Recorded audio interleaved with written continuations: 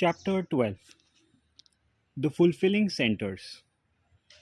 You increase your insight into your life when you realize that everything you do or feel has a greater or lesser bearing on each of the first five centers.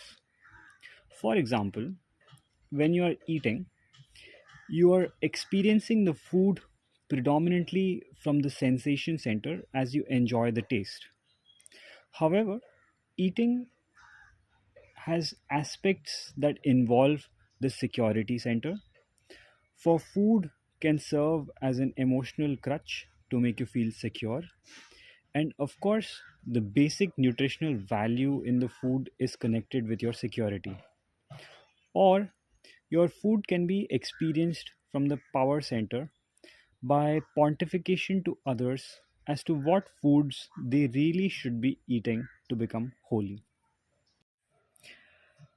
Your food can be enjoyed from the love center as well as a way of accepting and loving new tastes.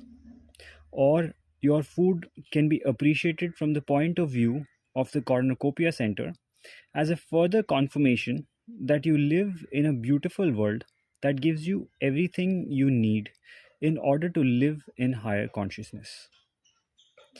As you grow, you will begin to experience your food from any combination of the five centers or all of them. In each of the five preceding centers, you will find that you are continually judging yourself in greater or lesser degree. You are comparing your thoughts and actions with the center of consciousness to determine whether you are meeting the standards of the center. Each center presents you with something to do: achieving security, experiencing sensations, developing power, attaining the ability to love and accept everyone and everything unconditionally, no matter what happens, and experiencing the friendliness and perfection of everything around you. Even though you are not supposed to be driving yourself, you may constantly be wondering whether you are really progressing rapidly. You may be saying inwardly, "Is Bob growing faster than I? What's holding me back? I thought my consciousness was at the love center and I just became aware of the power aspects of our relationship. Did I just blow it? Does it help to keep a record of how many times a day I am on each of the centers? Should I allow myself 1 month to get rid of most of the thoughts of the lower centers?" You will go through phases in which you are addicted to the love center and the cornucopia center. You may become impatient because you thought you were loving unconditionally and you find something that you could not emotionally accept. That you may get the feeling, "I've just got to rush this through and then I can relax again and stop manipulating the people and things around me. I can really begin to flow for the rest of my life when I work through this problem."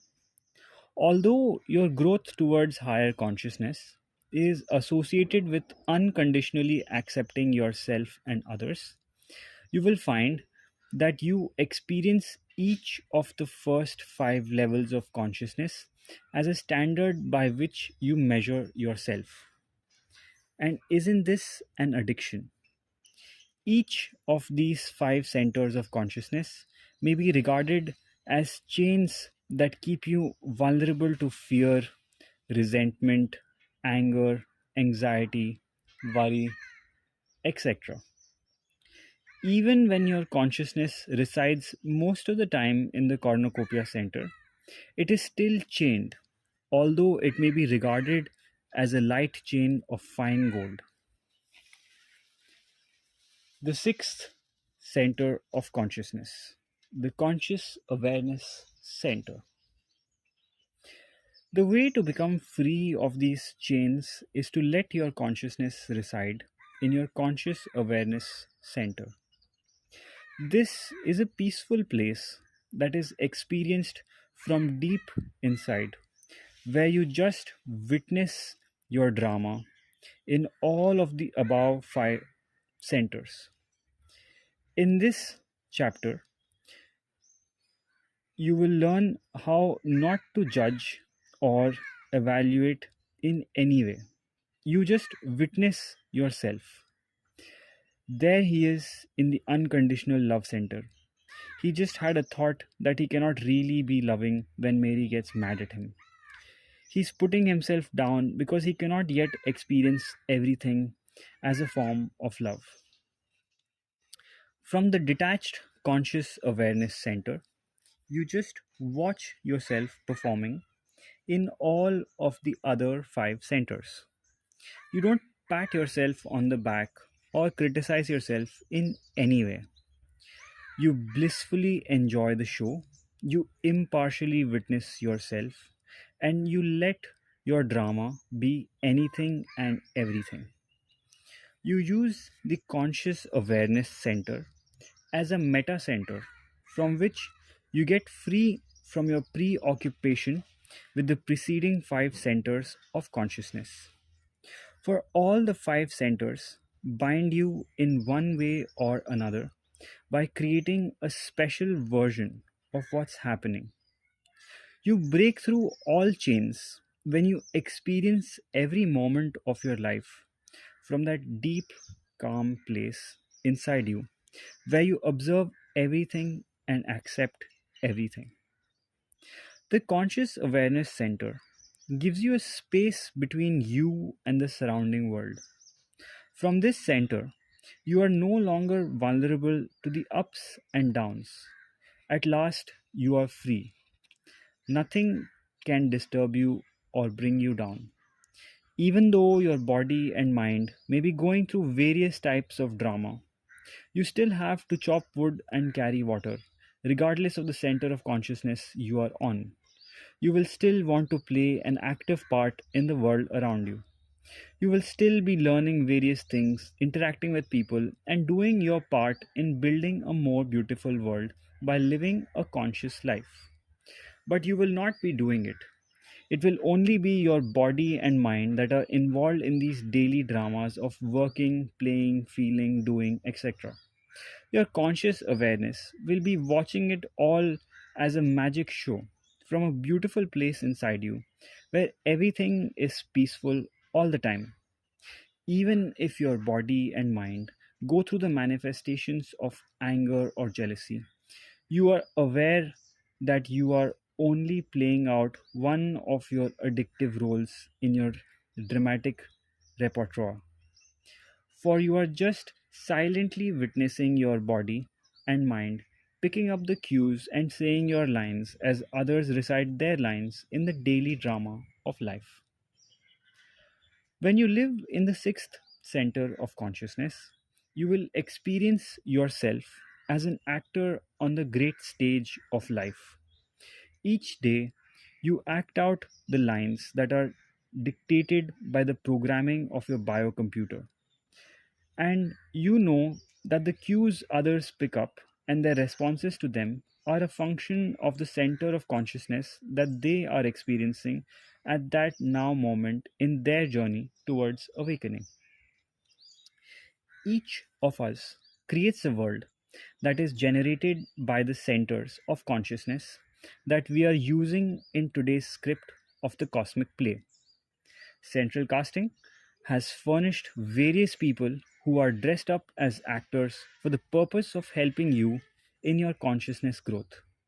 But your higher consciousness is out in the audience, watching your body and mind interact with other bodies and minds on stage. And you view everything you do and say as part of your growth towards freedom from your addictive traps. Your addictive programs that activate your ego and your rational mind constantly keep you from realizing who you really are. The way to tell what you think you are or who you think you are is to notice carefully what your ego is guarding. What are the fronts or social images that you are now in the process of living out? What things trigger anger, fear, jealousy, or grief? What somebody does your rational mind defend? Whatever dance you are now doing and backing up with your ego represents who you now think you are.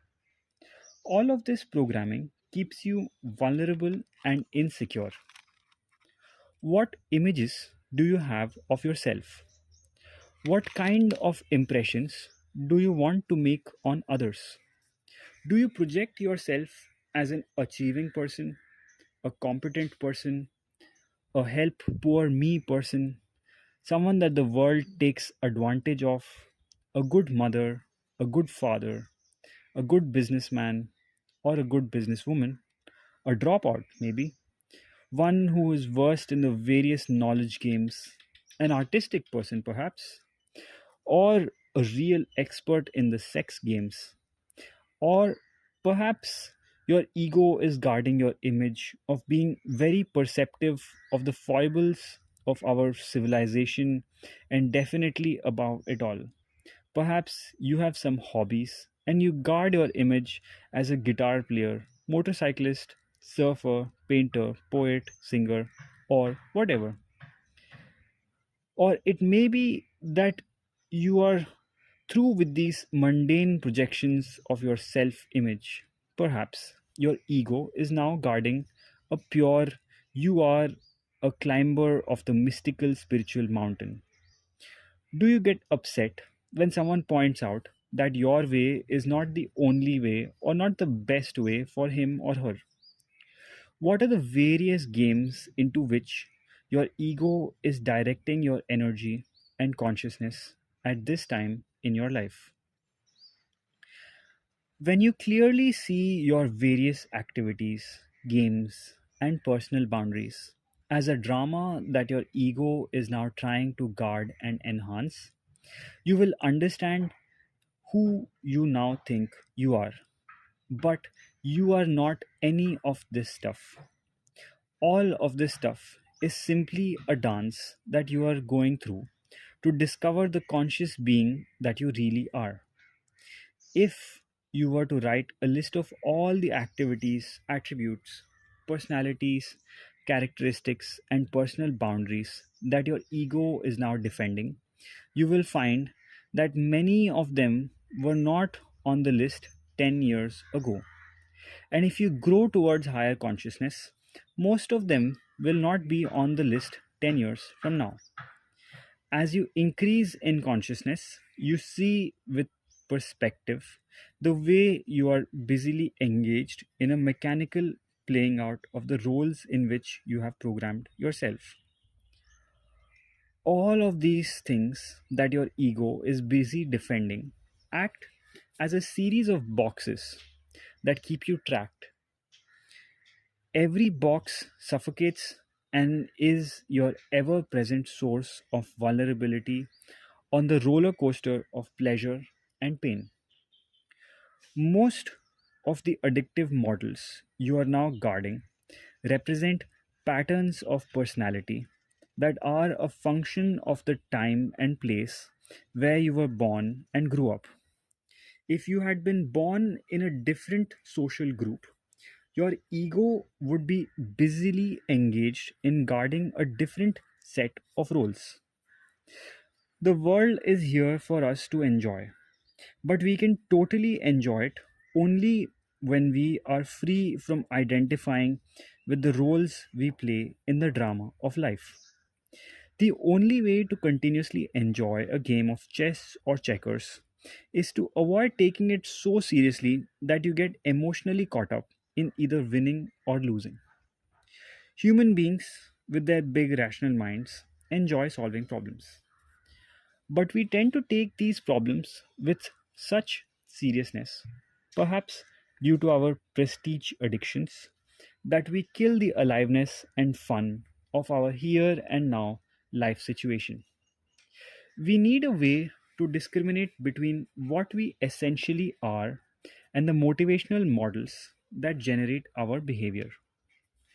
To get free of our identification with the social games in which we are now trapped, we must clearly see the games for what they are.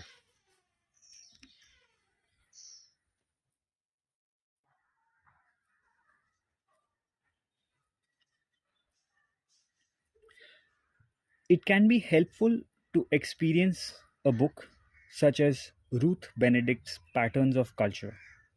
When we see the mores of our tribes from the perspective of comparative anthropology, it helps us liberate ourselves from our cultural traps.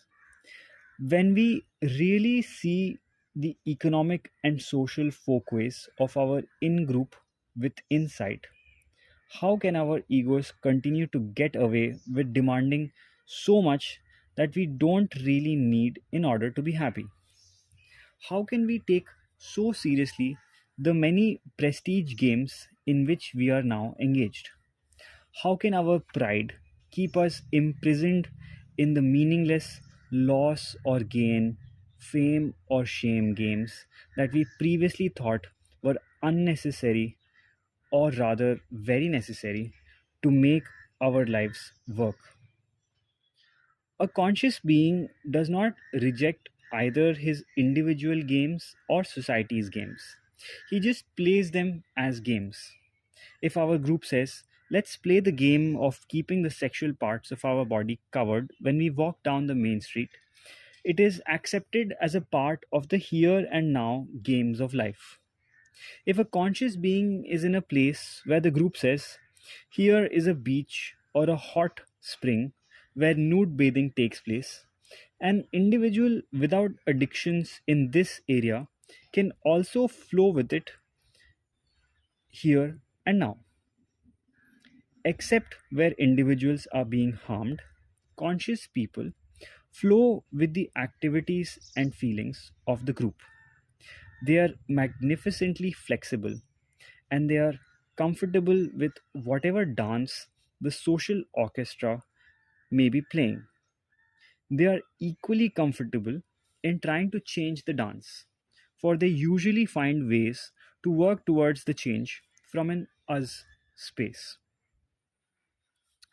Their consciousness, love, insight, and flexibility give us messages that help us spring free from the social rigidities that we thought were natural. So we gradually learn that we are not these personalities that our egos are defending so valiantly. If we are not our personalities, this collection of motivations that we have picked up from our society, just what or who are we? Many of us identify ourselves with our bodies. This changing structure of bones, muscles, and other organs enclosed by our skin. When our bodies are not well or are transmitting a sensation of pain to our biocomputer, our egos tend to focus attention on the pain so that we identify completely with the pain. As we grow into higher consciousness, we increasingly realize that we are not the bodies we live in. Our bodies are just temples that are the homes of our consciousness. Once you stop identifying with your various social roles and your body, you will probably say, aha, my essence is my rational mind. For isn't this the essence of being human? This is the part of your biocomputer that has the ability to use language, to analyze, to calculate, to produce thoughts and images, to sort out sensations and to store them away in memory and to retrieve them, to use symbols, to compare beliefs, assumptions, etc. Didn't Aristotle define man as a rational animal? But here again, your rational mind is not your essence. Your intellect or rational mind is a magnificent sixth sense. It can help you in your journey to higher consciousness if you know how to use it properly. Or it can keep you helplessly trapped in the lower three centers of consciousness by slavishly cooperating with your ego to form rigid logical defenses that maintain whatever programming you are now stuck with. So you let this one go too.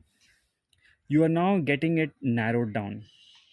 If you are not your social roles, nor your body, or your rational mind, just what is left? Are you your senses, the various gates through which your visual, auditory, tactile, taste, and olfactory data are received? Or are you your emotions, those feelings, tones that you expend so much energy in either getting or avoiding? Are you your programming, the collections of desires, motivations, expectations, and demands on which your ego focuses most of your attention and energy? Or are you your ego, that master controller, that is such an absolute dictator? When you are trapped in the lower three centers of consciousness, fortunately, the essential you is none of these either. And so we continue the search for you. Could it be that the search for your essence is clouded by your ego backed programming that wants to be somebody? Does your name, your memory, and your rational mind combine to give you the illusion that you are a specific entity that should be making a splash as you pass through the world of people and things? At this point, you may have the feeling there's nothing left of me, but your essence is something which you may experience to help you grow into higher consciousness. In the living love way, we define your essence as your conscious awareness. To understand what we mean by conscious awareness, look straight ahead of you and notice for a minute the images that are being transmitted through your eyes. Then close your eyes. Do it now. Take a moment and close your eyes. And you notice the visual sensations disappeared, but your conscious awareness remained. Behind all of your thoughts, sensations, and images, your conscious awareness is always there. Most of the time, we keep it smothered under a ceaseless Niagara of words, activities, thoughts, and sensations, which keep our minds analyzing, calculating, symbolizing, talking, remembering, futuring, and pasting. The experiment that we just did demonstrates that your visual field and your conscious awareness are not the same. Now let's go a bit further. Close your eyes. Do it now for a moment before we move on.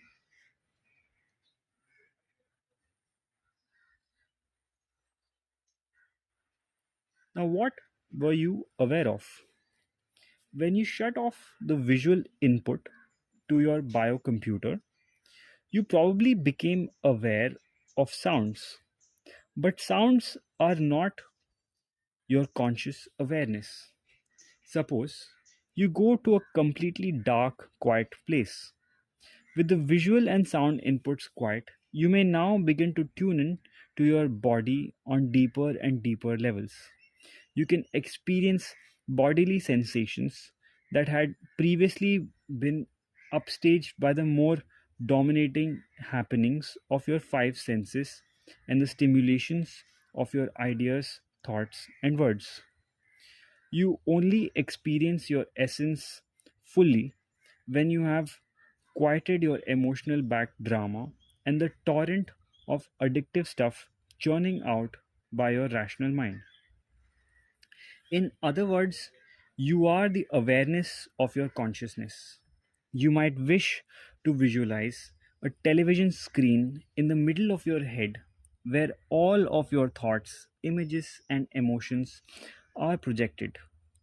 It's all there is in color, including sights, sounds, words, and thoughts. It's all going by on this imaginary television screen in the middle of your head. But you are not the television screen. You are not the images or stuff on the screen. You are that which is conscious of being aware of all the stuff which is running on the screen. You are simply the watcher of the stuff on the screen. As Ramdas puts it, observe your scene from a quiet corner of your mind in which there is nothing to do but see. You are the consciousness that just sees what is happening on the screen. Your essence is pure conscious awareness. As the watcher of this screen, you are perfect. The screen may be projecting a horrendous movie that is showing all kinds of pain and suffering on the screen. Or the screen may reflect a happy movie that shows a beautiful sunset, a delightful sexual experience, or an enjoyable meal. But the essential you is the pure awareness that just watches the stuff go by on the screen of your life. Behind what you think you are, you truly are. The essential you is perfect, has always been perfect, and always will be perfect. There is nothing you can do to alter the perfection of the essential you. And this perfection does not need to be guarded with ego. When you realize who or what you really are, your ego can relax and you can really enjoy your life. For nothing poses either a threat or an absolute necessity to you any longer. You can truly enjoy being the essential you, and only then can you totally and continuously enjoy the unfolding drama that your life brings you. As you begin to experience yourself as the watcher of the drama from the sixth center of consciousness, you no longer labor under the illusion that your intellectual effort, will, frantic, paranoid watchfulness are necessary to keep the world operating properly. Instead, you experience the power, the deep peace, and the exquisite beauty of letting your energy harmonize with the energies around you. You realize that by tuning in to the ocean of loving energy around you, you can have far more security, enjoyable sensations, effectiveness, and love than you ever needed in order to live a continuously beautiful life. And as you learn to identify the essential you with your conscious awareness, instead of with the social and individual stuff that your ego has backed up in the past, you deeply and continuously enjoy the drama of your life and the perfect being that you naturally are. The seventh center of consciousness, the cosmic consciousness center.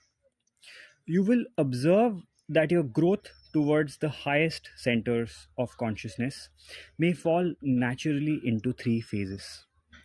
As your consciousness begins to dwell more and more in the love center and cornucopia center, you will begin to develop a multi centered perception that will enable you to see all of your thoughts and actions from each of the first five centers. Continuing this multi centered awareness, you learn to witness yourself on the detached conscious awareness center. At this level, there is no longer a feeling of lower or higher consciousness. It is all the same from the conscious awareness center.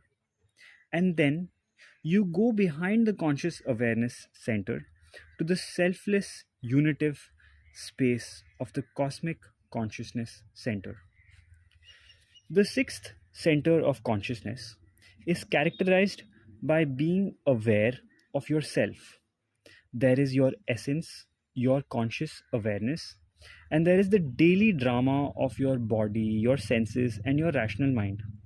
You see all of your drama with insight and perspective. Although this is a peaceful, beautiful center of consciousness, there is still duality. There is still a fine line of separation between you and the world. On the seventh level of consciousness, one is catapulted from self awareness into pure awareness. In other words, one is no longer witnessing oneself. The body, mind, senses, and conscious awareness are not separated. In this center of consciousness, one does not experience security, sensation, power, love, and cornucopia.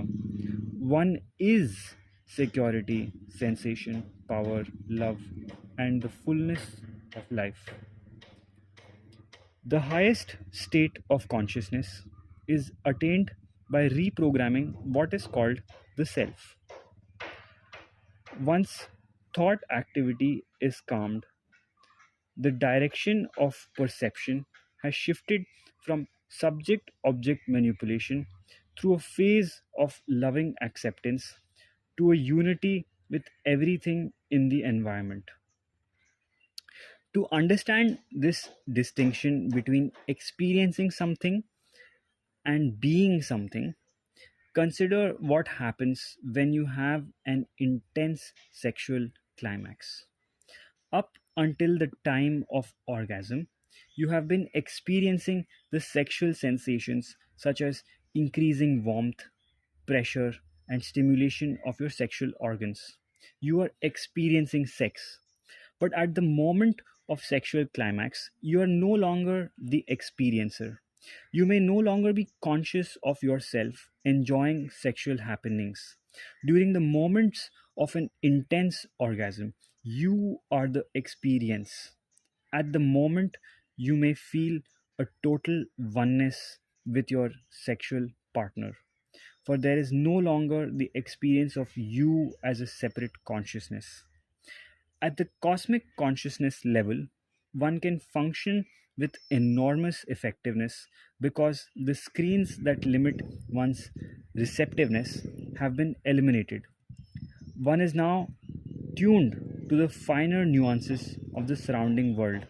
One is open to the broad spectrum of all of the finer cues that the world has been sending all the time, but which were previously not picked up by a consciousness occupied by security, sensation, and power on the lower levels, and love and cornucopia and witnessing on the intermediate levels.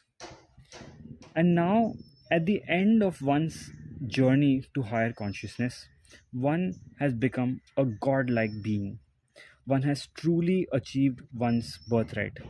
As a fully conscious being, one is optimally perceptive, optimally wise, and optimally effective because one has transcended all personal boundaries and experiences no separation from anyone or anything in the world. Serving others is the only thing to do in life, for there are no others. Everything is experienced from an us space. Perhaps a word of advice may be helpful here. The seventh center of consciousness is extremely difficult to attain, and out of the 8 billion people in this world, there may only be 100 people who are consistently in that center. Achieving it usually requires a detached lifestyle and a long period of intense consciousness growth practice. Even preferences must be eliminated to reach this center. The author of this book generates his experience of life using the fourth, fifth, and sixth centers and enjoys life continuously. This does not mean he is 100% free of addictions, but he often goes many weeks without any separating emotional feelings. When you have eliminated about 99% of your addictive programming, the remaining amount will probably be very subtle and will not interfere with happiness.